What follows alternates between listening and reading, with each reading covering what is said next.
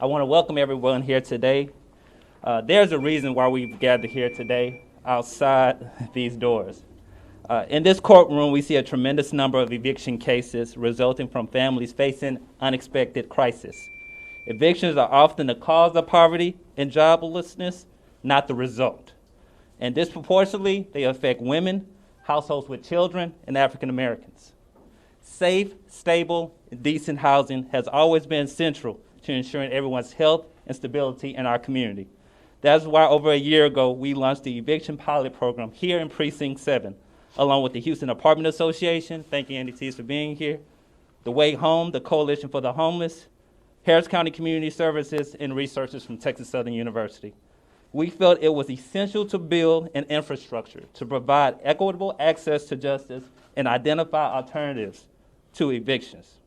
One of those alternatives is a resource center that we built here in the courthouse, where we provide legal and social services to those who face eviction in the courtroom.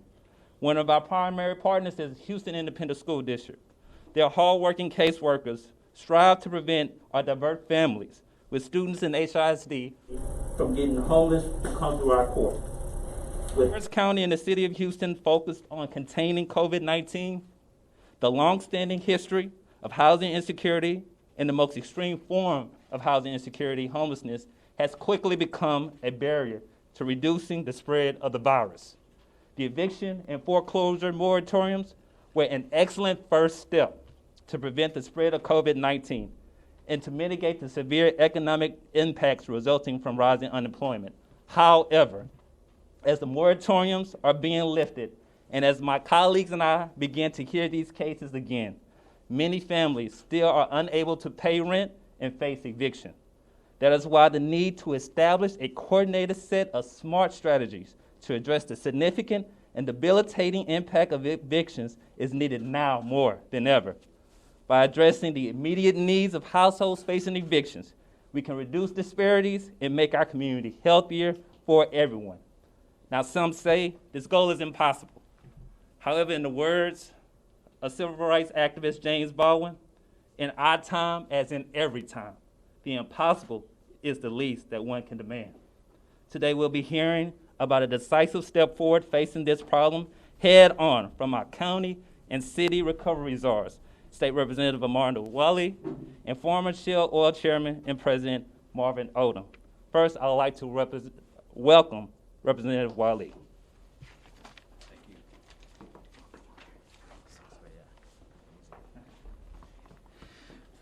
Thank you, Judge Brown, for having us here in front of your courtroom.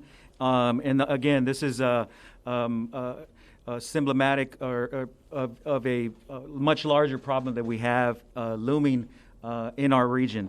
And so I want to thank you, Judge Brown, for allowing us to be here and host this press conference. So also want to commend Judge Brown and other justices of the peace who recognize the collateral damage of evictions and how our region cannot withstand a cascade of evictions as protections lift here in August. I'm also proud of the county and the city for coming together, urging JPs to postpone evictions until August 24th, in line with the CARES Act timeline. This is already a confusing and stressful time for people struggling to cover their basic needs. Housing is health care. Housing is a human right. This is especially true during the worst pandemic in a century, when we know social distancing saves lives. Social distancing is not possible if you have no home to go to if you're evicted. Unfortunately, we have a shortage of affordable housing in Houston. And if eviction rates go back to normal, we will even have a deeper crisis on our hands. More than 500,000 people, about 326,000 folks in the county have filed for unemployment. And I believe about 130,000 low-income jobs have been lost due to the COVID pandemic. We cannot wait. We cannot be fragmented. We have the ability to help people now. I'm here today with City of Houston Recovery Czar Marvin Odum. Thank you, Marvin, for being here. In your work, appreciate working with you to announce the creation of the Housing Stability Task Force. This task force will be compact, and action-oriented, aligning community resources quickly while driving lasting changes for the region. The task force will address 3 pressing needs. The first one is preventing evictions, Judge Brown. The second one is mitigating impacts on tenants and landlords. And thirdly, stabilizing households for the benefit of public health. Evictions were a serious issue before the COVID-19 pandemic, and they will continue to be a great concern throughout the course of the economic downturn. We unfortunately anticipate a substantial increase in the volume of evictions in the weeks and months ahead, and we are determined to make our best attempt at proactive planning to reduce as many as we can. The Houston region had systemic barriers to affordable housing before COVID, and the current crisis has exposed in plain sight, ladies and gentlemen, the underlying system shortcomings. With key players at the table working together towards the same goals, we will structure our efforts to be responsive to the immediate crisis, even as we maintain a firm resolve not to lose sight of the importance of future work required to make housing stability a reality for more people. But we believe lasting improvements are possible through policy change. I'm looking forward to hearing the recommendations from the task force as we tackle a problem too large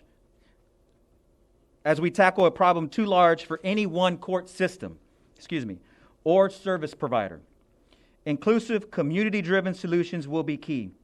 Resources are limited, so we must make sure they are allocated in a strategic way, and that's where we will rely on the deep expertise and diverse viewpoints of this task force. By acting together with speed and deliberation, we can flatten the evictions curve and increase access to affordable housing. I'm honored again to partner with City of Houston Recovery Czar Marvin Odum in this effort. He and I speak on a regular basis.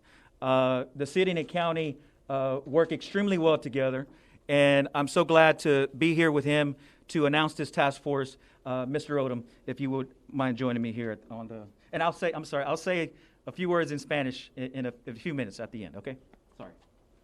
Well, thank you, Representative Walle. It's always a pleasure to be here with you. And thanks, Judge Brown, for being here with us today and to allowing us to do this in your house where so much important work happens. It's an honor to be here as well. A couple of comments from me. The magnitude of the economic hardship from the pandemic is still unfolding, and it disproportionately impacts the lower income families and individuals in our community.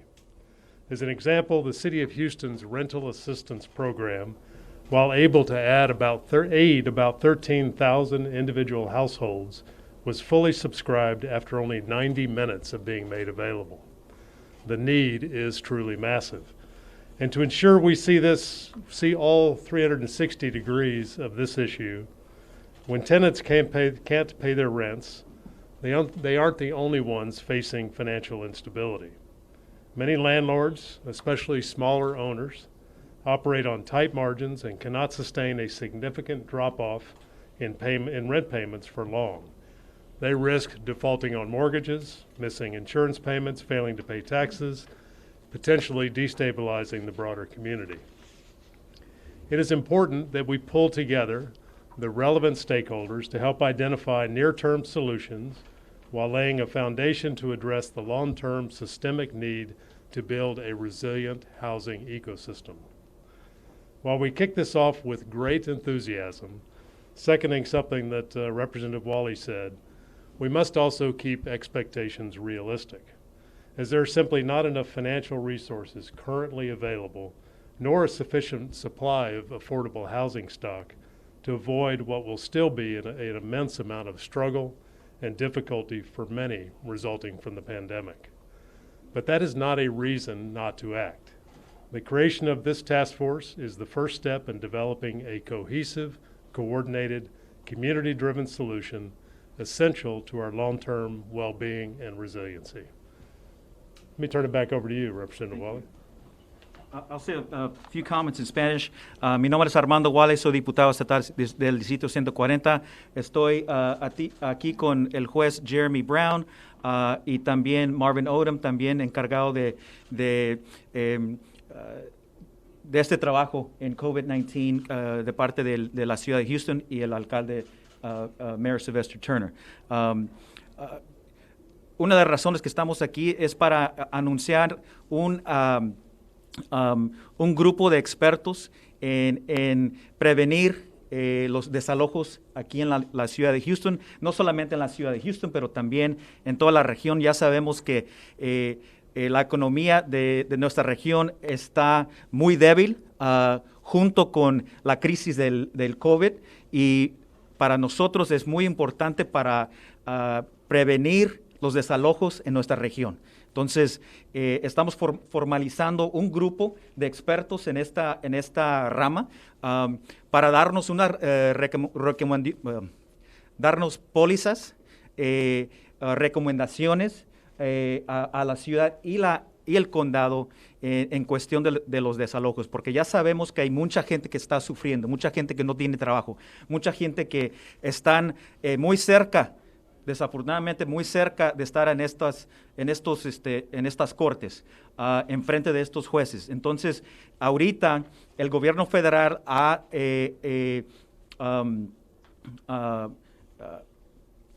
pusieron un alto en los desalojos hasta agosto 24, si esas propiedades están financiadas por el gobierno federal. Entonces, ya sabemos que el proceso de desalojos ya se está comenzando otra vez de nuevo. Entonces, este grupo, junto con la ciudad, estamos trabajando para prevenir, porque es un trabajo sumamente importante, sumamente grande, pero como dijo Marvin, no es una razón en no actuar.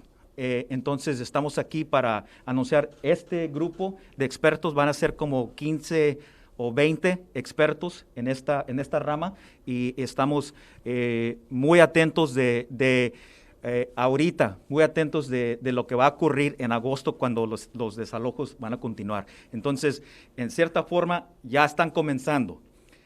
Los otros son las propiedades que están financiadas por el gobierno federal. Entonces, we'll be glad to answer any questions, Judge Brown, Mr. Odum, but we'll open it up to questions unless I needed to clarify more in Spanish. Yes, sorry. Thank you, Representative. I just wanted to give a special shout out to my colleague, Judge Sharon Burney, Precinct 7. In Harris County, there are 2 JPs in each precinct. We're here in Precinct 7. It's important to understand that landlords we have concurrent jurisdiction as far as eviction cases, meaning that landlords can either file in Judge Burney's court or this court. So I just want to thank Judge Burney for being here. Thank you. Okay, thank you. Thank you, Judge. Welcome. If I may ask to Judge. Go ahead, Judge. Yes. So how many eviction cases are you seeing throughout this weeks? Because we talked to Judge Patronella, I think his name is? Petronella. Petronella, and he mentioned that he's been getting cases of evictions. How many in this court are you guys receiving? We are still accepting filings. I won't start my docket until next week, and so it was about 60 cases that we had to. Now it's important to understand that we had to cancel some dockets before the shutdown, and so a lot of the cases that the JPs are hearing now are cases where folks have missed rent in January, February, or March, right? Because we had to cancel dockets. So we had to, after the Texas Supreme Court lifted the moratorium, we had to reissue citations. That means we had to give folks 10 to 21 days to actually hear a case. Under the guidance of the Office of Court Administration, we didn't really start hearings to June 1st, and so a lot of the dockets that we have now are pre-COVID. So no new COVID cases like. Everybody's docket is different. For in the month of June, there are no COVID-related cases that are coming through the court that I don't know. That I don't know. Again, once I hear a case, then I will understand if it's a COVID-related or not. But I start my docket next week. So the 60 are from prior prior to the moratorium. Yeah, specifically for my docket, the ones in June are the ones prior to March. I have a question. So I think it's well understood that there are policy solutions that you guys could put in place when you're choosing not to. For instance, at the city, you guys could implement a grace period ordinance that gives renters more time before they're evicted. And with the JP judges, you guys are able to extend protections until August 24th, like the judge and the mayor have asked in a letter to all JP judges. Mhm. So there are solutions here, and you guys are choosing not to do that. These are real protections. So can you just explain why there isn't the political will to do anything? There is the political will there. That's why we have that's why we're having convening all stakeholders. At the end of the day, with a lot of these protections, you have to understand, landlords, once a person's late on rent, they have the right not to accept the late payment of rent. And so if we push off certain dockets, we are delaying the inevitable. With the CARES Act and what the CARES Act was able to do for folks that are in Section 8 vouchers, in public housing, folks were able to recertify their monthly payment, meaning they looked at what they were making now. And in that recertification process, that's what their rent was going to be, and that backdated it. We don't have, as a JP, I can't mandate a landlord to accept rent. As a city or a county, we can't mandate a recertification of a person's rental assistance. That's why it's important to be more collaborative in the process instead of being so streamlined, instead of being so tunnel vision, if that makes sense. Well, it sounds to me like the properties that are covered by the CARES Act funding, by the CARES Act, where it's federally subsidized housing, Right. They do have until August 24th. So all tenants could also have that protection if JP judges wanted to extend those protections until the same time. No, under the Texas Supreme Court, we have leeway in how we give our dockets, and we are using that leeway, taking everything in consideration, social distancing or whatnot. But I would say, under the protections, because it's extended to August 24th, it's giving the federal government, the Houston Housing Authority, Harris County Housing Authority, to recertify a person's income. And so there are certain interventions and protections in place. That way those folks can stay in their homes past August 24th. If we just go ahead and be tunnel vision and do it now, there's no guarantee folks can stay in their home past August 24th. And so I think that's the point of this task force, to really be more collaborative in the process. And so, yes, those are interventions, but do they actually work beyond August 24th? So do you not have the authority to say I'm not going to hear any evictions until August 24th? You don't have the authority to do that? No. Okay.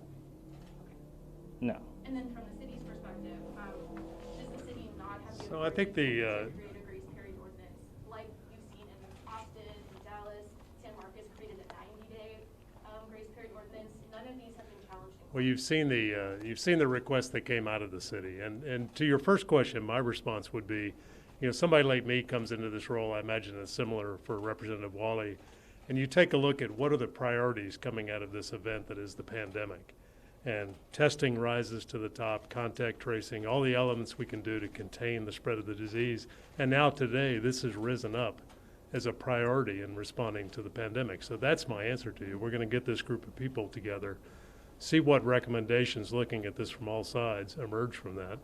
And that's where the consideration then will be to put further steps in place. Yeah, I mean, I wouldn't, the only thing I would add would be that, should that be a recommendation, I'm sure we would certainly, obviously, I don't have any control over city council or commissioners court. I'm not here to talk for either one of those bodies, other than to say that, should that be a recommendation, we're not ruling anything out. So that would be my question, or my response is, I don't have any authority. Commissioners court is it's its own body. City council, it's its own body. But I wouldn't want to say that it wouldn't be a recommendation, right? So your note's taken, loud and clear, absolutely. Okay. I just want to make it clear, there are policy solutions that you guys are choosing not to implement. We will certainly take that into consideration, absolutely. Lo que quiere preguntar ella en español es sobre el hecho de que la ciudad y el condado sí tienen el poder de hacer eso como está haciendo la ciudad de Austin, Dallas. La pregunta es, so I can mention the question, Yeah. I want to answer Frank as well. So the question is a yes or no. Is the city of Houston has the power or county to do the same thing as Austin City Council? So just to clarify, the county government is not an ordinance-making body, right? Counties can only do what the legislature allows them or to do or not do. And I'm not trying to punt to the city. It's just the reality. That's the way the system works. Unlike a home rule city that has a city council under their charter, under the government code, that's what they're charged to do is pass ordinances. But that would be the purview. Again, we don't speak for the county and the city as far as a ordinance making ability. Those are not our role. Those are not our charges, right? So to the extent that the city council, I would refer to city council on that issue. But to this point, I'm not saying that it wouldn't be a recommendation at all. What I'm saying is that that's not our charge per se. Is it a problem though, sir, that should be addressed? I think absolutely. I mean, I think you need to look at all. I mean, this is open-ended. If this is an issue that we need to look at, absolutely. I think we need to look at that. But to the extent that we, as recovery czars in this process, that's not our charge. Our charge is to find these solutions, and if that's a solution, then absolutely we'll look at that. I think part of the Go ahead. I think part of the issue that we hadn't seen yet, and we're waiting to see, for the city of Austin, they have their right to cure, but the city of Austin, there's not a defense in JP court, right? And so I think possibly, and this is part of what the task force is looking at.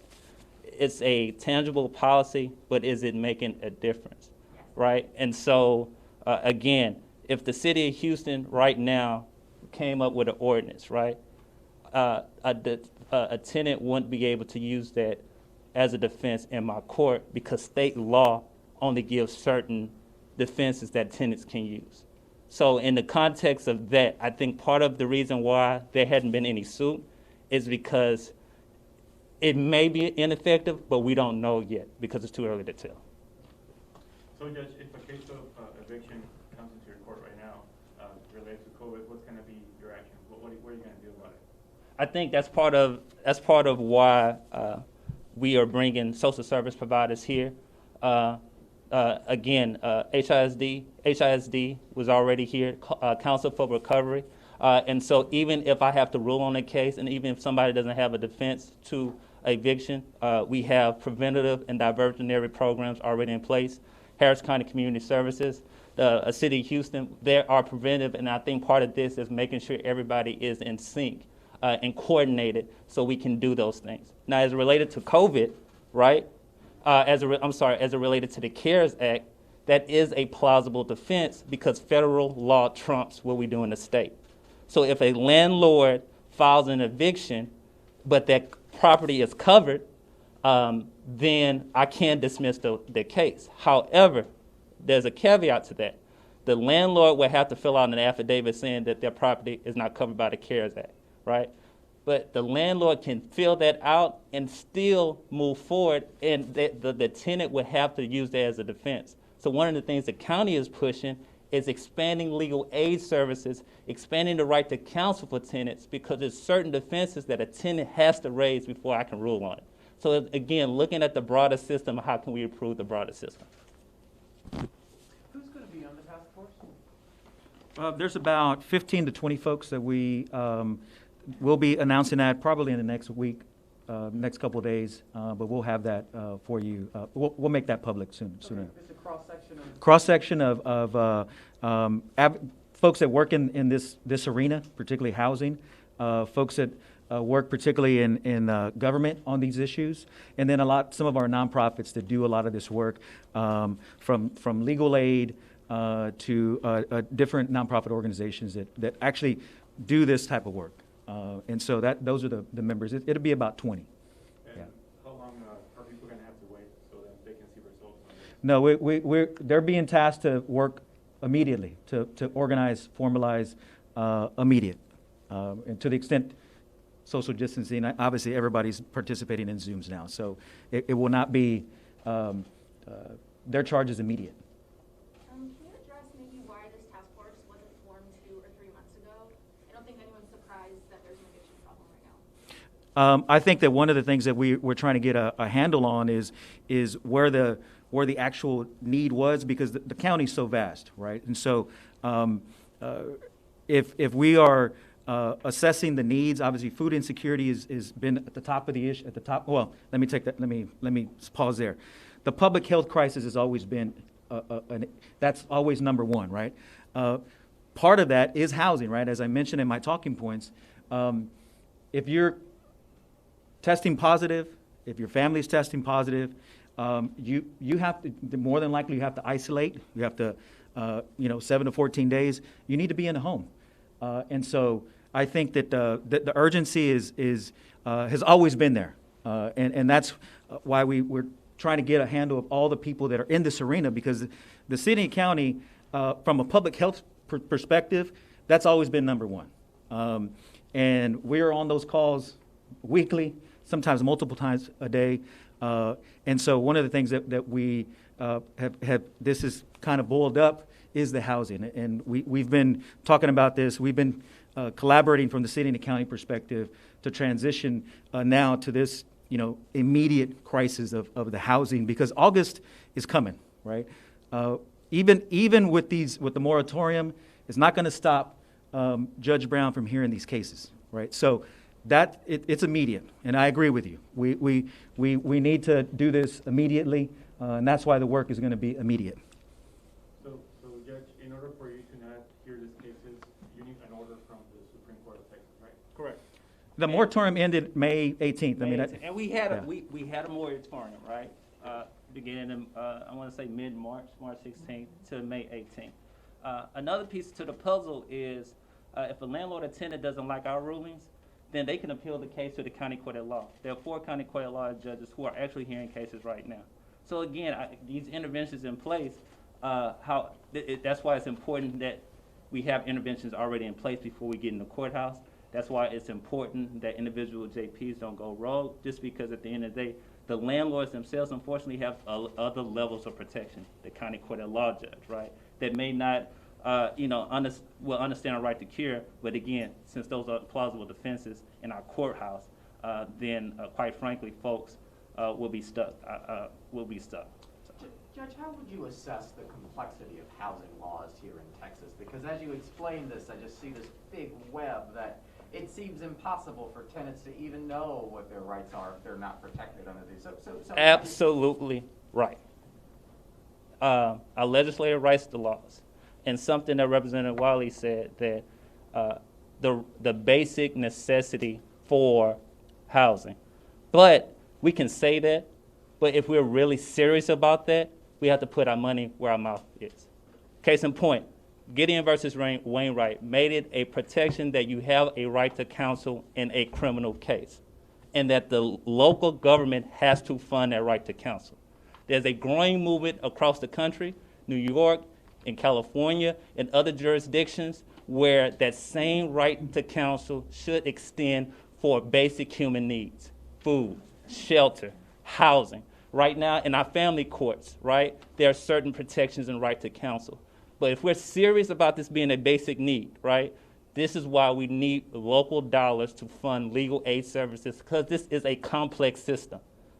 If my car breaks down right now, I have no idea what to do, because it's a system I'm unfamiliar with. So I have to call a mechanic. That similar type of complexity of a car is a complex in our legal system. So folks, in the chaos of an eviction, need someone to help them navigate that process. I'm glad the Commissioner's Court put it on the agenda on Tuesday. Hopefully, they'll put funding on it June 30th meeting. And I hope you all will be there. It's at 10 o'clock.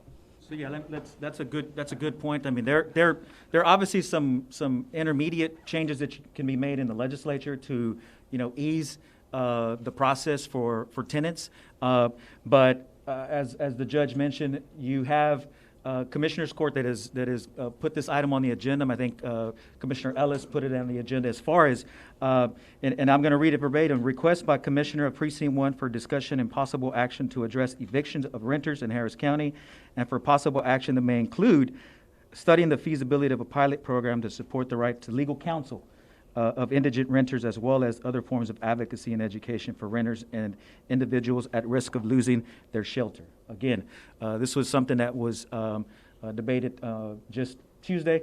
And so, look, there are also some dollars that will be coming down from HUD. And so you have to look at those dollars. Both the city and the county have ability. I think nearly $30 million in funding was allocated to the Houston and Harris County Tuesday to be used for certain bullet items. Make more emergency shelters available for homeless and individuals and families. Operate emergency shelters for providing food, rent, security, maintenance, repair, fuel. I'm reading from the document. Provide hotel, motel vouchers for homeless families and individuals.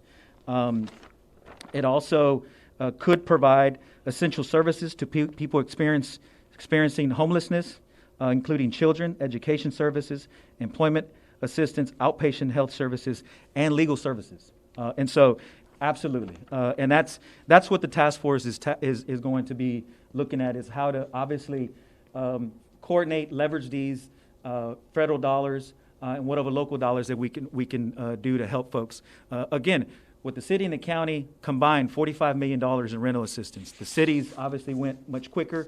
The counties, $30 million are being distributed through the Greater Houston Community Foundation, and those dollars will be hitting households pretty soon. Look, the job is vast. The job is huge.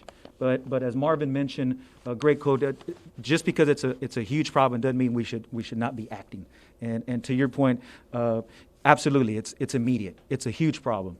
And we need to get a handle of it. So, any other questions? Thank you. Appreciate you coming.